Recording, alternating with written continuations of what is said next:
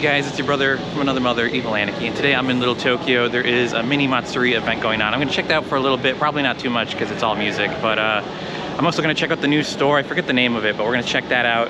And we're gonna go over to the Weller Court in a little bit as well and see if anything's happening at Suragumi and if there's any updates on the Kinokuniya. I mean, they haven't really announced where they're moving to yet, and I'm kind of curious about that, but let's get into the video, guys.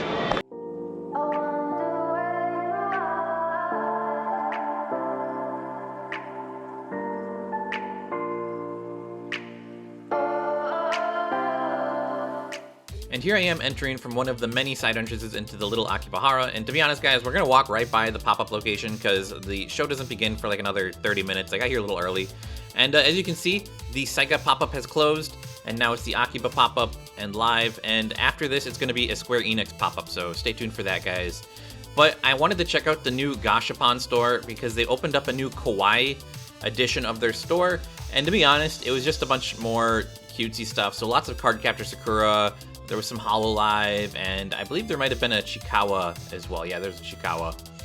But some of this was really cute. I'll be honest, the Gachapon store has been kind of letting me down. They don't really have the best stuff in here, and they raised their prices recently. I think it's because everything in here is limited to a Bandai collaboration, so they don't get some of the cooler stuff, which we'll see in a little bit, because there's a new Gachapon store that we need to check out. But they did have a bunch of new stuff here that was still pretty cool. Walking by some of the stores here in the anime jungle area, and I got distracted by this Gundam video game and animation, and then I wanted to check out the Gloomy Bear gallery pop-up. I couldn't film inside, so here's just a neon sign. Be sure to go check it out because it's still going on. But here we are at the new Catch store. This is on the second floor in the Little Tokyo Plaza area. And this store was absolutely massive. It was so much bigger than I thought it was going to be. I thought it was just going to be a small Gashapon store with maybe some blind boxes, but they literally have everything here. They have like pop-up figures and like everything. Like, it's crazy how much they have here. And the prices didn't seem too bad. I think what really shocked me is that their Gashapon prices were super fair as well. In fact, I'd say the Gashapon were similar to what the Bandai Gashapon store was before they raised their prices over there. So if you're looking for the cheaper Gashapon, just come over here. They also have a wider selection of different types of Gashapon. So they had a lot of Disney stuff here as well, which the other one just doesn't carry. And yeah, look at this, like Miku and like so much more going on over here. Nothing really like tickled my fancy. I did see some server looking Gashapons. They have some silly Gashapons. Gashapons can be really silly sometimes. Yeah, look at that. Like, who needs a Wi-Fi modem Gashapon? I don't know. A fun little thing. And I wasn't expecting it, but they had some Poppy's Playtime gacha over here as well, which just kind of was odd. I know I saw some Poppy Playtime merch at the Animate store when I was in Japan last year, so I'm kind of shocked that it's like as big over there, but I guess it makes sense because they're into the mascots over there as well, so maybe mascot horror type games do really well in Asia. I don't know. But yeah, just looking at all the machines here, there's so many different machines. Lots of cute stuff here. Look at all those slimes. And then, of course, they had a whole bunch of Gunpla as well. This store literally had a little bit of everything. It was like an Asian superstore. Maybe had Miffy dolls, like what? Pokemon Gunpla things, I don't know what you call them. They had snacks. They had, you know, silverware, plates, cups, you know, fake Lego things. Lots of Pokemon stuff. They had a lot of Pokemon, and like, you know, a lot of Pokemon stuff here. I don't even know how to describe like how much Pokemon stuff. They also had like plates, like traditional like plates and stuff, and hats and shirts and a bunch of choppers and these Moomin dolls. And honestly, I was like, how much is this Moomin doll? This is nice. Like, this is a nice big doll, and I was trying to like find the price tag on this. I'm stupid. All the prices are on the shelves. I don't know why I couldn't figure that out. I looked at two different dolls, and then I saw the price tag on the shelf. I was just like, what am I... And then, like, there it is. That's not bad. $25 for that large plushie. Honestly, I really like that they put the prices on everything as well, because some of these, like, stores in Little Tokyo, they don't be putting prices on things. And then you get to the register, and then you're just like, how much was that? But they had everything. This was crazy. Like, they had, like, all of these... I don't know if these are Chinese figures or something, but like they had so many of these blind boxes. I've never even seen some of these. I know, what do you call them? Like they even had Identity V. I've never seen Identity V blind boxes. I'm pretty sure that's Identity V. But they had so many different blind boxes. I know, what do you call it? Labubus are popular. They had some labubus too, but they keep the actual labubus behind the counter in case of thieves, I guess. And again, everything is like pretty decently priced. Like, you know, I've seen some shops sell some of these stuffs for like crazy prices. This Figma was like $100 though. That was a little pricey, but I don't know if that's actually close to it. The Nendroids were, you know, decently priced, and then they had a bunch of Shinchan stuff as well, and Miku, and just a bunch of crazy stuff. They had such a wide selection of different knickknacks and blind boxes and capybara stuff. Like, it was crazy. If you're looking for cute stuff, this is definitely the location to go.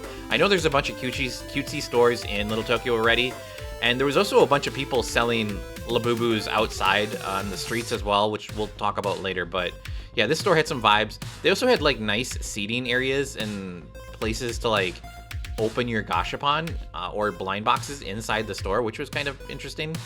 The line was actually pretty long as well, and I'm here on day 2, so it had opened the day before. The one thing that caught me off guard was these Garfield blind boxes that look like hamburger boxes, which are pretty cool, I'm not gonna lie.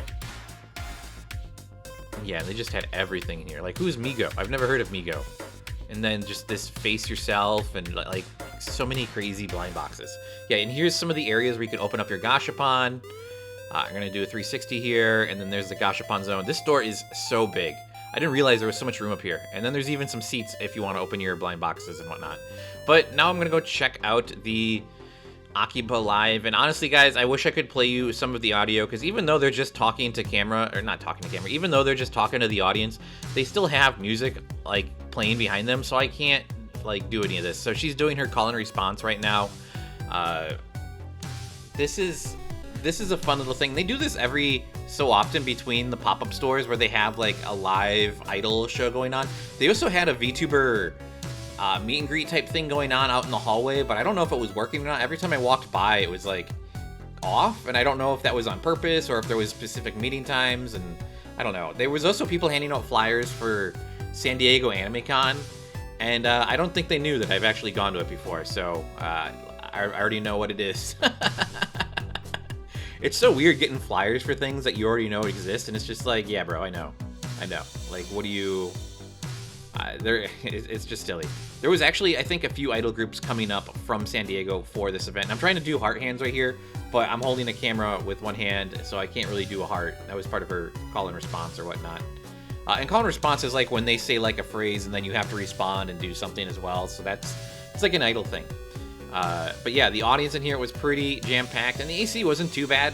I will say I was walking around quite a bit, so I was kind of hot and sweaty. And then I left and came back for a while. I actually, you know, stopped by a few times and caught a few different performances here. I wish I had caught some more. I think there was like 4 or 5 different groups or performances. And yeah, super cool. After that, I went over to the Weller Court, and we're gonna go check out Soragumi real quick. They had some new Nikkei stuff here since I've been here last. I don't come here that often. Again, one of my issues with Soragumi is they don't list the prices anywhere, so it's just like, how much does this cost? Am I gonna get to the counter and it's gonna be 50 bucks? Like, I don't know. But they also had some little Doro pillows, and yeah, just lots of cool stuff going on. They had lots of Arc Knights and a bunch of stuff going on, in 1999 reverse and stuff. I was just looking around the corners here, like, is there more over here? This store is like very confusingly laid out, like where stuff is. It's like this is also the checkout line, so it's like I'm trying not to block people, and yeah, it's just kind of confusing. Lots of pins, lots of blind boxes, and then some Zenless Zone Zero. This was actually in the Nico 2 or whatever it's called store that's in the front area. Soragumi is actually like 2 stores in there, and even then it's like a bunch of extra people collabing. Then I saw this camera thing, and I think this is from Genshin Impact. I'm not too sure. Looked cool. Then they had a Nikkei acrylic there of Cinderella, and it was the only one there. After that, I went over to Kinokuniya, and some people were standing outside looking depressed because they didn't know the store was closed. And I'm just like, oh, anything on the front here telling me about where they're moving to? Nothing. I tried walking around Little Tokyo, and there was a few new store locations where I think they could move, but honestly, I don't know. I really wish they would like announce where they're moving to. I will probably be going to a store opening thing. And then also, when I was here, this is Saturday, So there's a bunch of like vendors out on the street, and they were selling a lot of blind boxes. There's a lot of people selling labubus. I don't know if you should be buying your labubus from places like this, because your labubus could be fake. And then, of course, I saw this broken thing on the edge of Little Tokyo as I was leaving. But that's it for today. Be sure to like and subscribe, and I'll catch you in the next one. Bye!